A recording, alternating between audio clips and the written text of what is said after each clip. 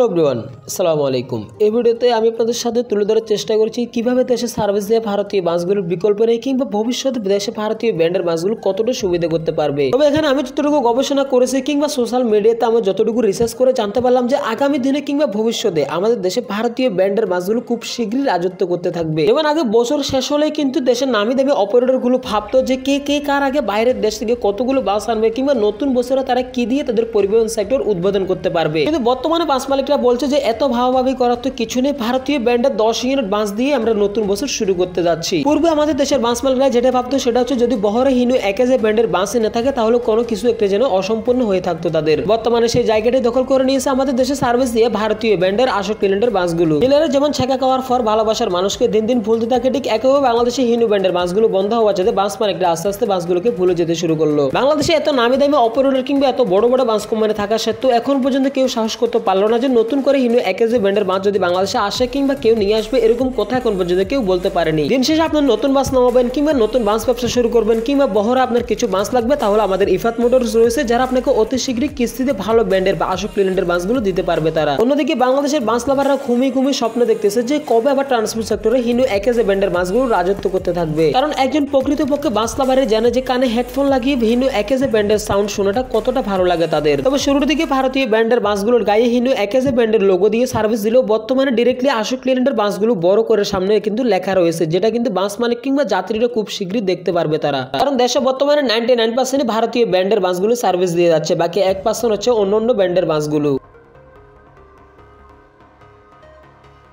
এছাড়া বাংলাদেশের সর্বপ্রথম লাক্সারিয়াস দোতলা বাসও তৈরি করা হয়েছে এই ভারতীয় 68 সিলিন্ডার বাসগুলোর উপরে। এছাড়াও আমি যতটুকু ভেবে দেখলাম যে দেশে হিনু একেজে ব্র্যান্ডের বাসগুলো যতটা আজ পর্যন্ত সুবিধা করতে পারেনি তার চেয়েও বেশি সুবিধা করেছে দেশে ভারতীয় ব্র্যান্ডের বাসগুলো। আর অন্যতম কারণ হচ্ছে দেশে সার্ভিস দিয়ে 68 সিলিন্ডার প্রত্যেকটি বাসে লাক্সারিয়াস কিংবা এসিতে কনভার্ট করা, যেখানে পরিবহন সেক্টরের মূল জায়গাও আপনি বলতে পারেন। কারণ ইফাত মোটরসের তথ্য অনুযায়ী বাংলাদেশে একমাত্র জায়গা যেখানে কিনা ভারতীয় ব্র্যান্ডের বাসগুলো সবচেয়ে বেশি সেল হয়ে থাকে, যা অন্য কোনো দেশে এত সেল তারা করতে পারে না। যদিও দেশের সর্বপ্রথম স্লিপার কোচগুলো তৈরি করা হয়েছিল স্কানিয়া ব্র্যান্ডের সিরিজের উপর, তারপর থেকে প্রায় দেশে 2000-এরও অধিক স্লিপার কোচ তৈরি হয়েছে, সবগুলো ভারতীয় ব্র্যান্ডের সিরিজের উপর করা হয়েছে। এছাড়া 2019 সালে আসা লাক্সানা SR2 মডেলের বাসগুলো পরবর্তীতে ভারতীয় 68 সিলিন্ডার বাসগুলোর উপরে তৈরি করা হয়েছে। বর্তমান সময়ে 68 সিলিন্ডারের বাসগুলো দিয়ে নওগাঁর এসআর এন্টারপ্রাইজ, ফেরেড স্ট্যান্ড পরিবহন, সিলিন্ডার এনা ট্রান্সপোর্ট, পাবনার শ্যামলী পরিবহন, চিটাগাং গ্রিনল্যান্ড পরিবহন, এছাড়াও হানিফ এন্টারপ্রাইজ রয়েছে যারা কিনা বেশ ভালোভাবে বাসগুলো দিয়ে ব্যবসা করে যাচ্ছে। এখানে বাংলাদেশের নামে দামি অপারেটর কিংবা বাংলাদেশের সবচেয়ে বড় বাস কোম্পানিগুলোই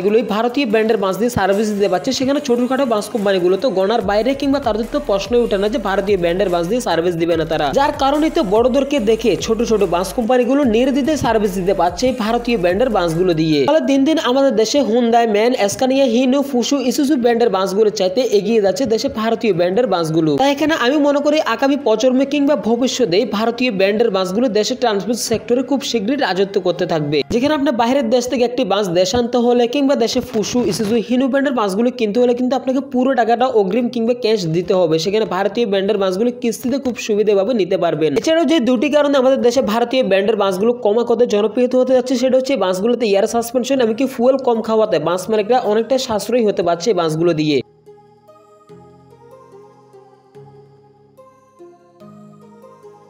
এর আগে আমি দেশে ভারতীয় ব্র্যান্ডের বাসগুলো দিয়ে আমাদের এই চ্যানেলে অনেকগুলো ভিডিও বানিয়েছি কিংবা অনেক কথা বলেছি, তাই আমি মনে করি না নতুন করে সামনে এগিয়ে যাওয়ার আর কোনো দরকার রয়েছে। তাই পরিশেষে আমি আপনাদেরকে সাজেস্ট করব, যদি আপনারা কম বাজেটে কিংবা লো বাজেটের মধ্যে বাস কিনতে চান তাহলে খুব সহজে ভারতীয় 68 সিলিন্ডার বাসগুলো ক্রয় করতে পারেন। তবে এতে করে অবশ্যই আপনার নিজেকে রিস্ক নিতে হবে কিংবা নিজের সম্পূর্ণ দায়ভার কিন্তু নিজেকে রাখতে হবে, কারণ ভারতীয় দেশের ব্র্যান্ডের বাসগুলো খুব বেশি একটা সুবিধা কিন্তু সব বাস মালিকরা করতে পারে না। যদিও দেশে সার্ভিস দিয়ে ভারতীয় 68 সিলিন্ডার বাসগুলো হচ্ছে মেয়ে মানুষের মতো, মেয়ে মানুষ যখন সেকেন্ডের ভিতরে মতামত পাল্টায় কিংবা তারা বুঝে কম চিল্লে বেশি, ঠিক একইভাবে ভারতীয় ব্র্যান্ডের বাসগুলো রাস্তায় কখন কি হবে সেটা আপনি নিজেও টের পাবেন না। এখন যদি বলেন যে ভাই তাহলে এই বিষয়ে সলিউশন কি, তাহলে আমি বলবো যে ভাই সলিউশন হবে ঠিক একইভাবে মেয়েদের মতো। টাকা থাকলে যেমন মেয়েদেরকে নাকে দৌড় দিয়ে চারিদিকে ঘুরানো যায়, ঠিক একইভাবে আপনার পকেটে যদি টাকা থাকে তাহলে ভারতীয় ব্র্যান্ডের বাসগুলোতে আপনি মেইনটেনেন্স করে সার্ভিসও দিতে পারবেন। এবার অবশ্য টাকা শেষ হলে কি হবে সেটা তো বুঝতেই পারছেন। তো যাক, দেশের ট্রান্সপোর্ট রিলেটিভ যে কোনো তথ্য জানতে অবশ্যই চ্যানেলটি সাবস্ক্রাইব করে পাশে থাকবেন। দেখা হবে নেক্সটে অন্য কোনো